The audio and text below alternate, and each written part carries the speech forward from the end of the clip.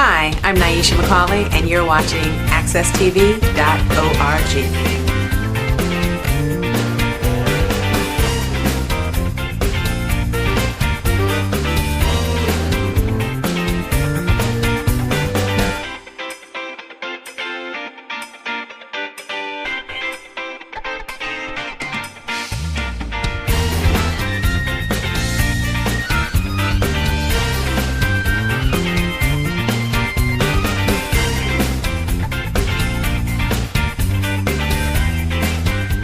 Welcome to another segment of All Politics is Local here with rJo Winch on AccessTV.org. And here we are, the last council meeting in 2015 on December the 28th. And one of the items that are on the council agenda this evening is the ordinance that's authorizing the appointment of the registrars, trying to affect the decisions of the incoming council, which we will discuss once we get in office. Another item here is item number 7, to discuss the city treasurer. It's a resolution that the city treasurer's salary remain at $140,000. This resolution has been introduced by Councilman Ken Kennedy, Councilman McDonald, and also Councilman Anderson.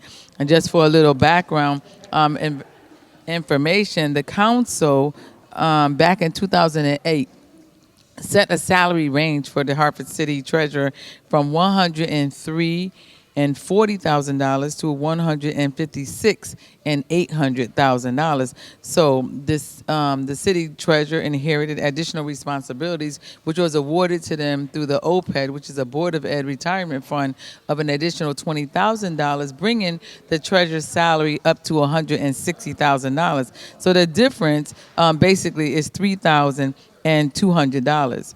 So I got a little bit of information here because y'all know I always do my research and I always follow up. So I'm not going to contend to read you 5 pages of what the treasurer's explanation is, but the gist of it is that on March 2015, the treasurer and the deputy treasurer, Carmen Sierra, had a meeting with the mayor, the current mayor, Pedro Segarra, and the internal audit budget committee and review of the post 2016 budget treasury. Attending that meeting was the mayor himself, Sandra Key Borges, Juan Figueroa, Henry Burgos, Jose Colon Rivas, Jose Sanchez, and Hef Helen. So it's not accurate that the treasurer himself set himself a salary unbeknownst to the council. All these people who were set at this meeting decided that this would be so.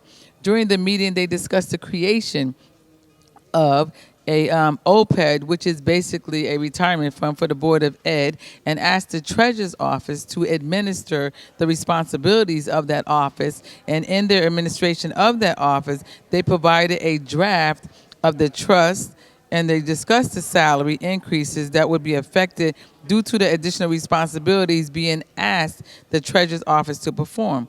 In response, Henry Burgos indicated that they would work out the details of what that increase would be. So it wasn't the treasurer who decided he would receive an additional $20,000, but the board itself. And following that meeting on March the 10th, the staff worked out through its office and management and budget to create the line item that would in fact give the treasurer this awarded $20,000 as a result of that meeting from 2015. And the budget detail outlined that this salary would take place upon the adoption of the city budget. It wasn't that the city budget, it was in the city budget that the raise would take place upon the adoption of that city budget. And one other thing here, I see, Mark, you want to interject, or you just observing? Or you just observing, okay. And then also the department of the council was to receive the same information during the upcoming budget hearing. So, and the letter indicated from the treasurer's office that the council did receive this information. However, when asked about the information, the council for some reason did not remember that they had received this information.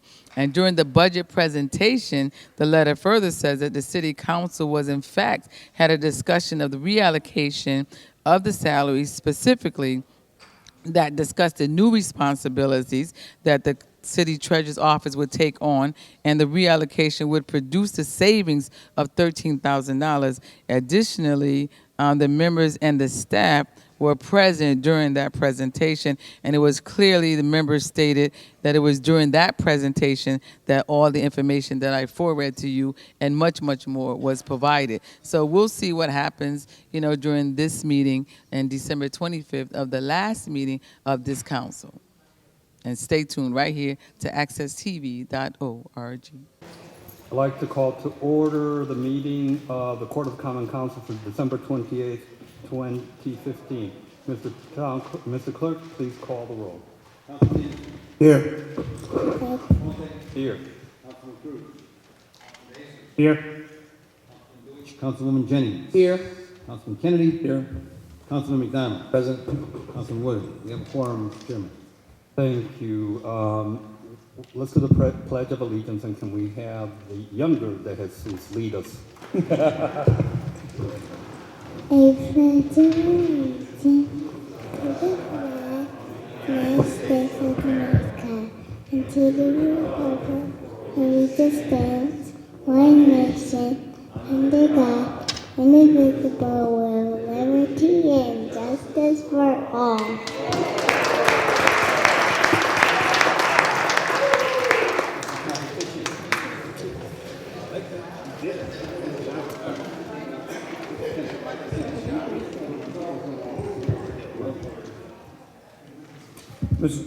To Mr. Majority Leader, I'd like to make a motion to approve the regular minutes of the regular meeting of December 14th, 2015. Second. Motion duly made and second. Any discussion? No objection? Moving on, Mr. Kennedy, Councilman Kennedy. To the Majority Leader, move to put the following items on the consent calendar. Item 1, item 3, which is a discharge from OMB, and item 6, which is a discharge for OMB. Second. Could you give us a quick explanation as to what those items are?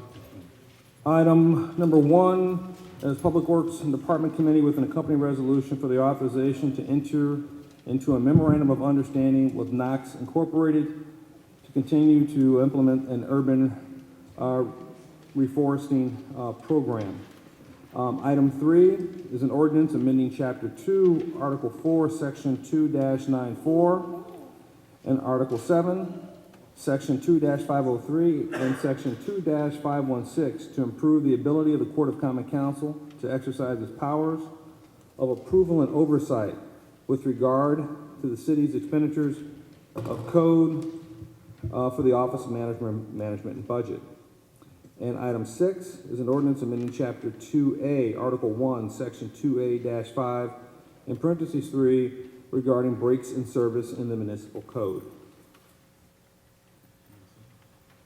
I believe it was seconded. Thank you. We have a motion made and seconded. Any discussion? Seeing none, Mr. Town Clerk. Councilman Anderson. Yes. Councilman Aponte. Yes. Councilman De Jesus. Yes. Councilwoman Jennings. Yes. Councilman Kennedy. Yes. Councilman McDonald. Yes. Pass. Thank you. To the Majority Leader, I'd like to make a motion to postpone the following items until January 11th, 2016. They are item number 2 from the Operations Management and Budget Affairs Committee with an accompanying resolution regarding the authorization of amendment to the existing lease with Dono LLC to include a hotel as one of the potential uses for Parcel E of the downtown development site. Item number 4 was an ordinance amending the municipal code by adding Chapter 2, Article 3.5 of the Register of Voters. And item number 5, which is supplemental appropriation for fiscal year beginning July 1, 2015. Any objections? Second. Thank you. Any objections? Seeing none, those items are postponed. Councilman Kennedy. Thank you. It's a resolution sponsored by Councilman Kennedy, myself, Councilman McDonald, Councilman Anderson, and Councilman Deutsch regarding the method of increase for the salary of the city treasurer to remain at $140,000 till the mayor and the council can discuss and eliminate any confusion too. Second.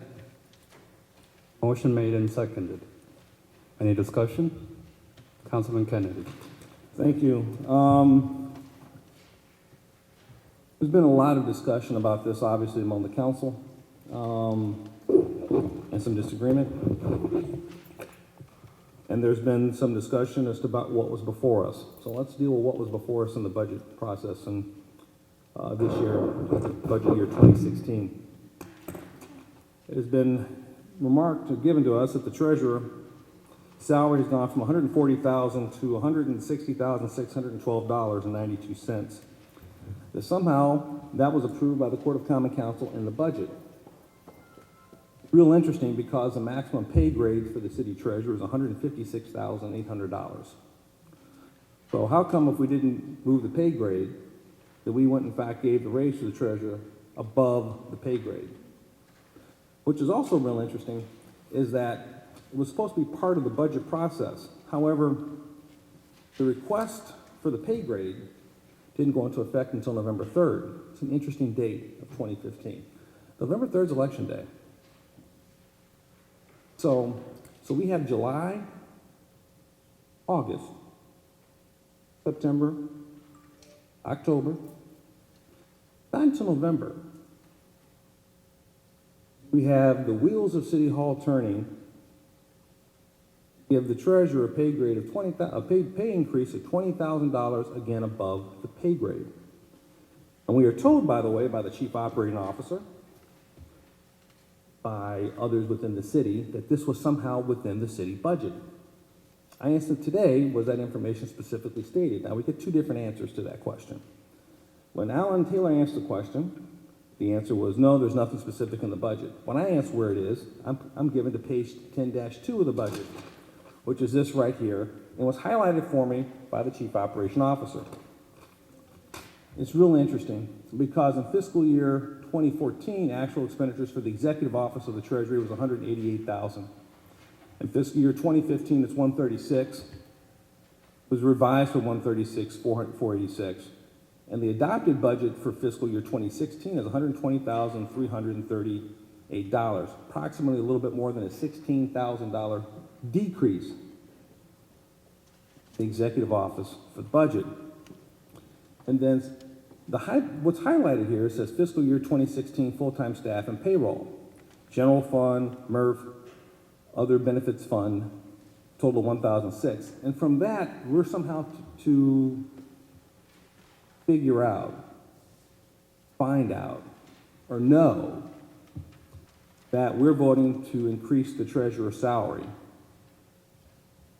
from what was voted on specifically, thank you, what was voted on what was specifically from 2000, I believe, 8 or 9, or 2011, excuse me, when he was appointed, to now.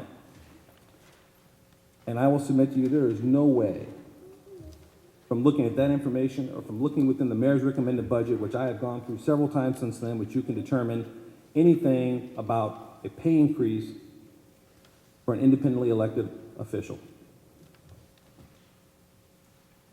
Further, there's been some interesting discussions about how the money is to be divided up. Treasurer's executive office was to be paid, we paid the salary of $8,000 and change. The MERF pays the treasurer $128, and this now OPEB fund account, the other benefit account, pays the treasurer a little more than $24, which gives you, again, the salary of $160,613. And somehow this breakdown was never given to us. The people in the building know what the breakdown is. But the people who vote on the budget were never told this information. And if you read the letter from the treasurer, it's our fault. We didn't ask the question. It wasn't brought to us. And since we didn't ask, it's our fault for not figuring out that there was a backdoor pay raise. Now, what I find real interesting again is if there was a pay raise by the budget, how come it had to wait 5 months for it to happen? How come the timing just happens to be election day? And how come we're now just discussing it in earnest now? Yeah, I think the treasurer's entitled to a pay raise.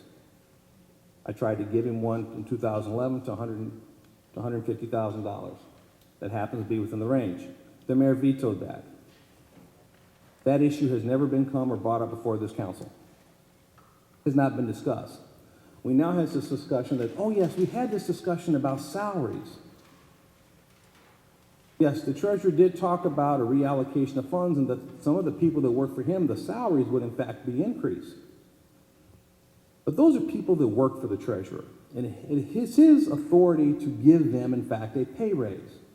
The assistant treasurer got a pay raise, that's fine. Other people that work for him got pay raises, that's fine. He's their boss. He's entitled to make that decision within the budget. But elected officials in the city of Hartford get their pay raises from this body, and we get our pay raises from the people. We give the pay raises to the register of voters, because that's our function. And we give the pay raises to the treasurer, because again, that's our function. I'm so upset about this is because we were not given the real opportunity to discuss this. And now we're having a discussion like, can we undo an ordinance and all the other stuff? Let me tell my colleagues this, we never voted on anything. We never were given this information. And so as far as I'm concerned, when we approved the budget, we didn't approve a pay raise. We never approved a pay raise for an individual who still has a P card. Okay? City pays the fees for the Hartford Club. There are a lot of perks to that job. And then we're going to complain that it was done in a growth increment. Yeah, that's the other thing I find funny about this. If you look in the city's documents, it's a growth increment. As if somehow elected officials are entitled to a growth increment. And the biggest lie in the documents of the letter that was sent to us by the treasurer is that he didn't request the pay raise. The director of personnel did, or human resources, he requested that Adam get a pay raise. That's absolutely ridiculous. That's crooked at its best. That the personnel director is going to request to be given a pay raise. What ought to happen with the next council is that the internal audit people ought to get into this and figure out who in fact initiated this action, who approved it, and who signed off on it. The people of Hartford deserve that.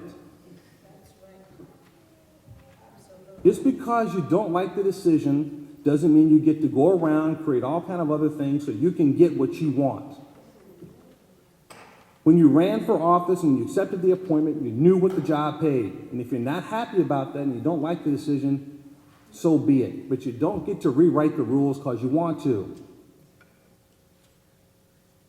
What I'm disappointed in tonight is I don't think we're going to give, if everyone was here, I have no doubt this resolution passes. But it's not going to pass tonight.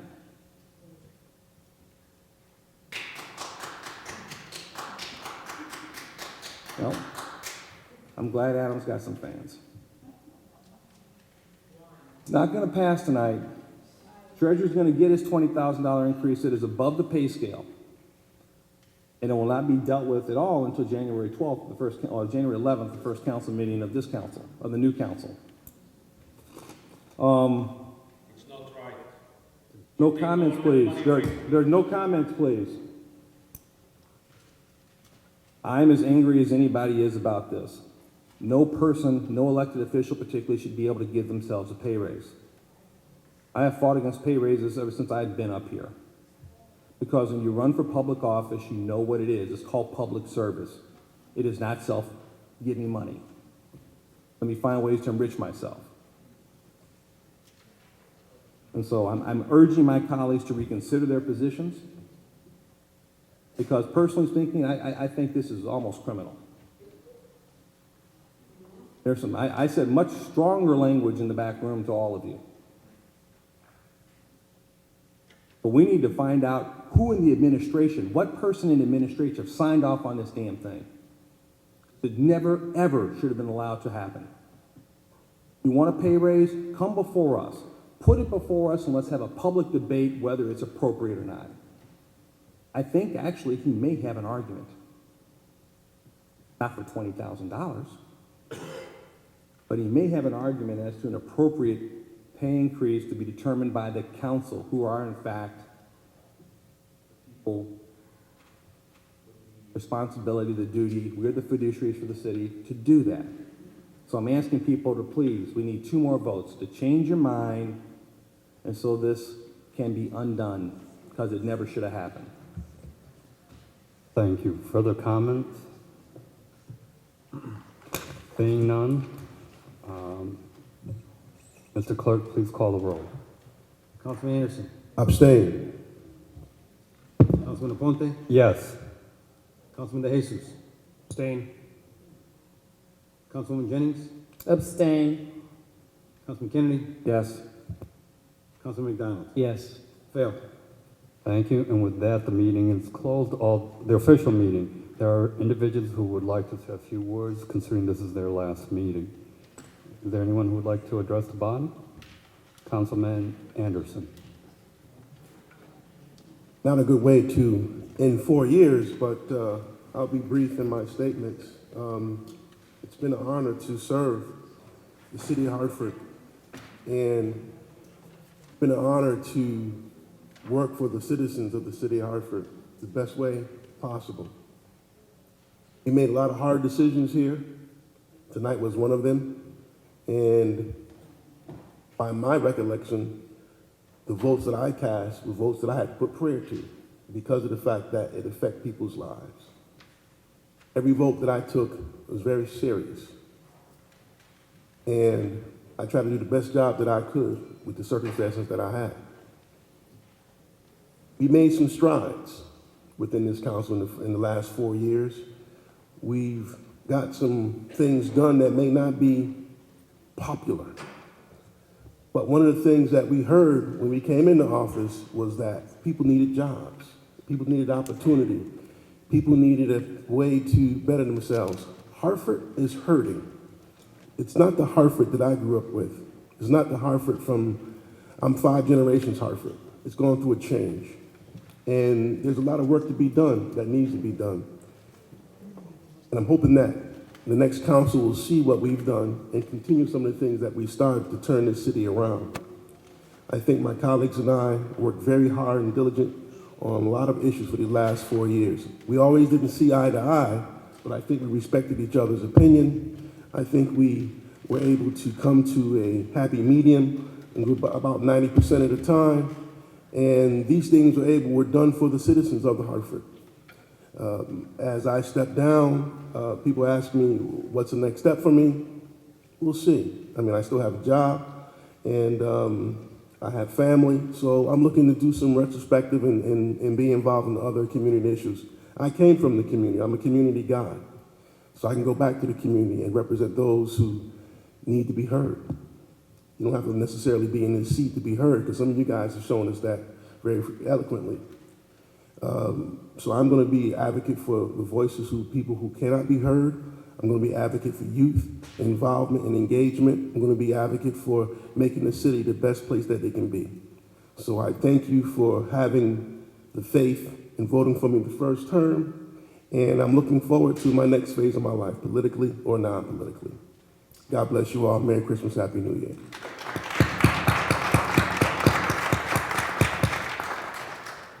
Councilman McDonald. Thank you, Mr. Chair.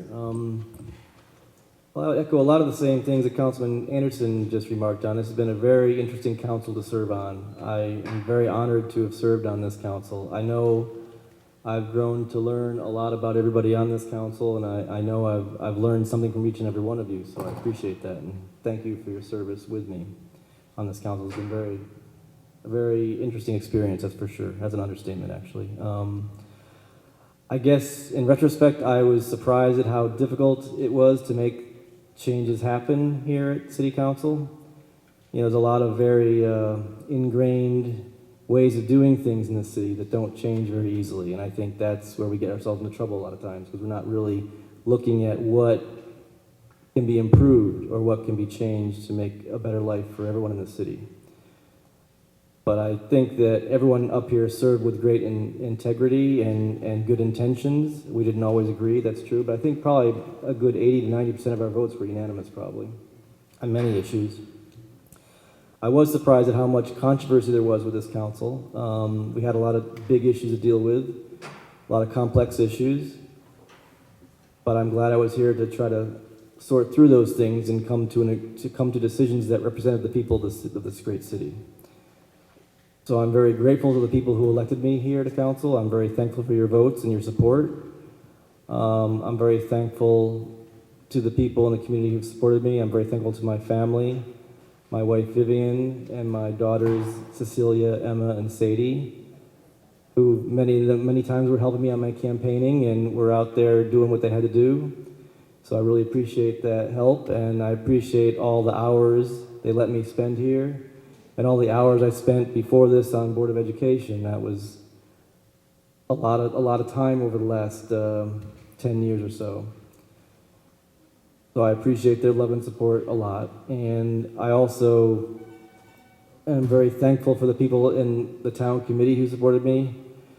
My good friend and brother, Alex Rodriguez, I wouldn't be here if it wasn't for him.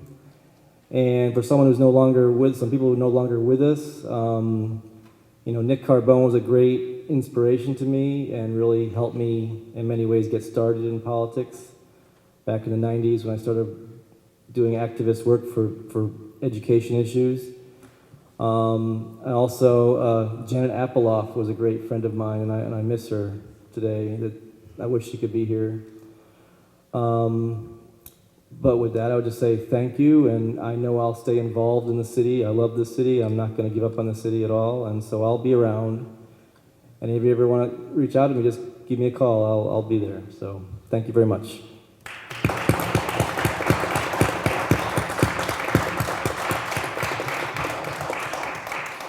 Councilman De Jesus. Well, gracias. Thank you. This has been probably the most amazing experience anyone of my age probably can experience.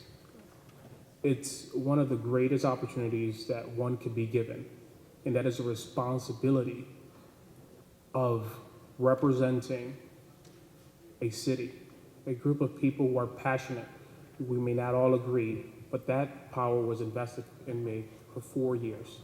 And let me tell you, every single time I voted, I tried my best to make sure that my vote reflected the majority of those who have elected me here.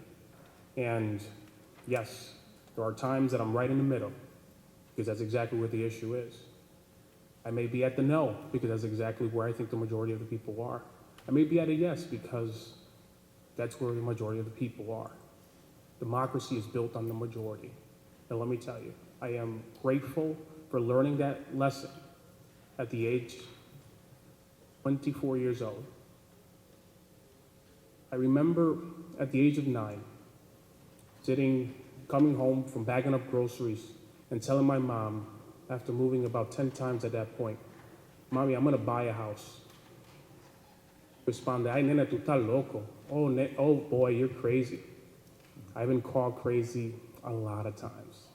I tell you that 10 years after, I was able to buy a house. 2-family house, very humble. For 2 years, I slept in an attic with no heat, no AC. But I got it.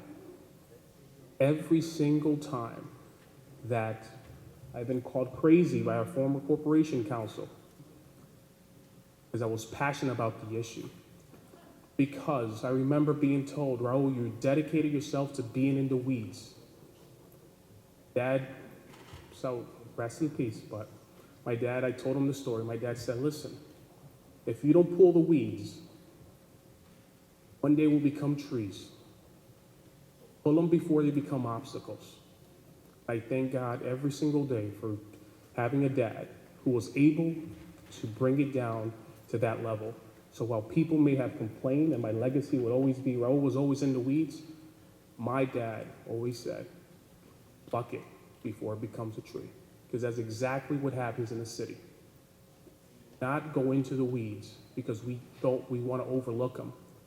It is when it starts breaking through the concrete or creating a pothole or creating a big pool in the middle of a street that we want to address it.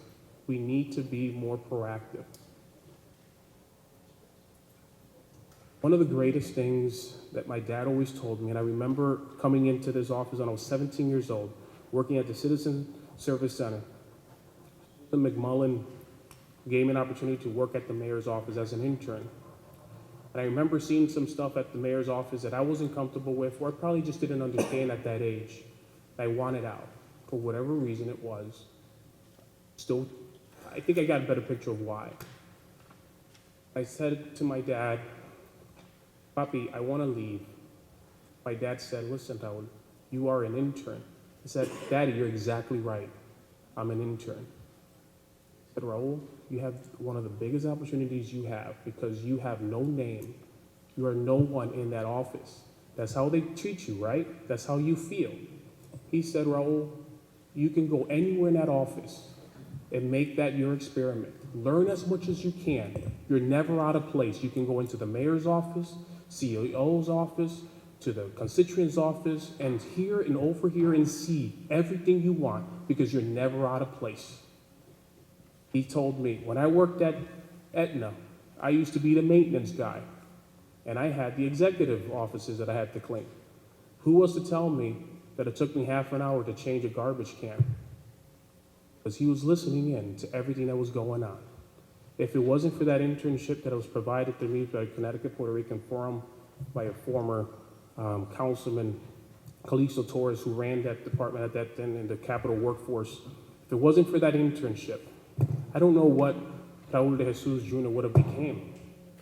And I tell you that I am going to be forever grateful for all those who have led me to where I'm at today, and for all those people who have invested their trust in me. At an age where many of us are going to college, many of you guys, I can be your son, and you guys entrusted me. And I hope I never let you down. I am proud of what I'm saying. I remember when I first came into office, my son was about 3 months old. He could barely speak a word. He was just 3 months. 4 years later, he just said, our anthem, our pledge, allegiance. It's remarkable how far we've come. And I wish I can go on, but I'm long-winded. But I forever want to say that this is a city that has great potential. But we must have those who are willing to pluck the weeds. Read. I think today we just discussed an example that I tell you something and I stand by it. And I know the vote was abstention, but let me be clear. Let me be clear. I dug through those weeds. There is nothing in there that I can point to that action happened. Problem is, there's Corporation Council who has issued opinions for a very long time that may not be the best for the city. That's the reason why we have Alan Taylor in front of us. Help us out and mediate those situations. The city needs to go. It's going to take a long time to get to where we want to get to. And it is going to take a lot of dedication by a lot of people. We can keep throwing stones at each other. We can stick knives behind each other's back. But guess what? If you look at this room, probably 4 years from now, there'll be the same people or relatives of these people. There's only a few of us who are really invested. There are others, and it's our job, I guess, to bring other people, but we're all dealing with each other. And we cannot get along. And there's so many issues that we can find common grounds, but because we let our past dictate our future in a way that has prevented us from moving forward. I want a better future for my son. I want to be able to see the change that I think this city could be. I'm only 29 years old, guys.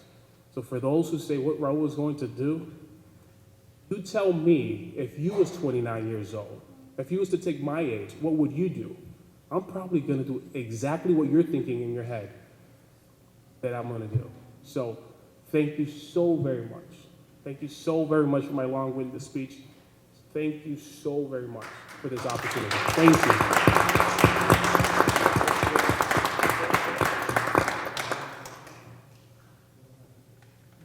Councilwoman Jennings. I'm sorry. I'd like to speak after everyone has spoken who's going to speak. I think Councilman Kennedy did his speech last council meeting. But I just wanted to say what an opportunity it was working with this council. My heart is breaking to see you all leave. I mean, this council has been so supportive on the issues that have to do with health for our residents, employment, job, I mean, anything that has to do with what the residents of the city wanted. This council was not a council that dug in their pockets, took the money, and left the city. And we will all be here. This council, I've learned from this council to assume good intent. And I think that we as a community have to assume good intent of the people that represent you, because I've had many of these people vote on issues not because of anything other than they thought it was the right thing to do. And I want to thank everyone here. I will miss you. And I know we'll all see you again, because no one is leaving the city. People here love Hartford. The people in the audience, I love you all because you come and you speak your mind. You may not get everything you want, but believe me, your issues are considered and discussed. And ultimately, the council here has always made the decision in the best interest of the people. Even when we discussed the stadium, the issue was not whether or not we spent the city's money. The issue was whether or not we could keep our taxes from going up, and whether or not we could create jobs for those people in the city who don't have jobs. You may not see them here, but you sure as heck don't want to see them in the street during the holidays when they're broke. So it's better that we do what we have to do. For those of us who have less than the rest of us, we really have to work on behalf of those individuals. And I just wanted to say that we had some of the best council staff we could ever have. I mean, these people always had our back. Gigi's here, Jean Holloway's here, but we have had wonderful council staff. And although I think Larry Deutsch and I are the only two that are coming back, so we have a huge new group of council members that we have to embrace. Everyone is not going to like what they say or do, but we as a city have to move forward. And we have to do what's in the best interest of all the residents. We are a family. We are a family of Black, white, Latino, Asian. We're a family. And our people in this city deserve to be represented, whether they have money or not, whether they have a decent education or not. So even though maybe you didn't get everything you wanted to get, and I know that these people on this council really did have my back. I'm a minority party member. I've gotten so much legislation through because they thought it was the right thing to do. Recognize that we have big issues to deal with as well. We always have. But now we're dealing with a gas pipeline that is scheduled to go through our water supply, our drinking water. So those of us who are here, please understand that these are issues that will totally destroy our property values, totally destroy our city. So we have to make sure that as council people, we've always had to make decisions and make decisions in the best interest of the people. But with the people that are here and with the administration, we've always had to assume good intent. People make mistakes, but I can tell you that the people that have been representing this city and the people that work for this city have always done so in the best interest of the people. So I just want to thank the current council members, thank the staff, and I want to thank the public for working with us and being part of this family.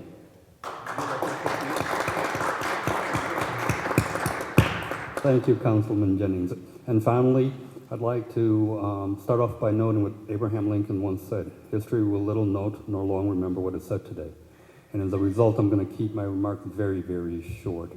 I want to thank all of staff members, starting with Olga, who's been with me 5.5 years. Olga, thank you. Of course, there were many other individuals who I met here at City Hall. It's an amazing group of individuals here. It's been a pleasure working with all of you, and not just the staff, not just the members of the council, but also department heads and workers in the department. We really do have a good group of people working here. It was an enjoyable 5.5 years. Yeah, there were times where a certain group of people would show up and there were naysayers and critics, and they never offered anything positive for the betterment of the city. All they did was criticize and criticize and criticize. But we know how to let that flow off of us, and we continue doing the city's work.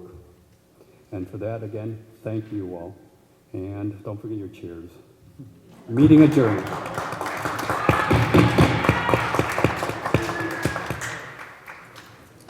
Welcome back to accesstv.org on All Politics is Local with your host, rJo Winch. As promised, we come back to you with the results of the meeting, of the last meeting of the term in December 28th, 2015. And many of the items that were on the agenda, there were 7, were passed.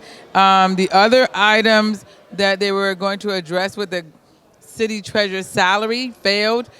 Councilman Kyle Anderson abstained on that item. David McDonald voted yes to repeal the council's decision about the city treasurer's salary. Raul DeJesus abstained. Ken Kennedy voted yes.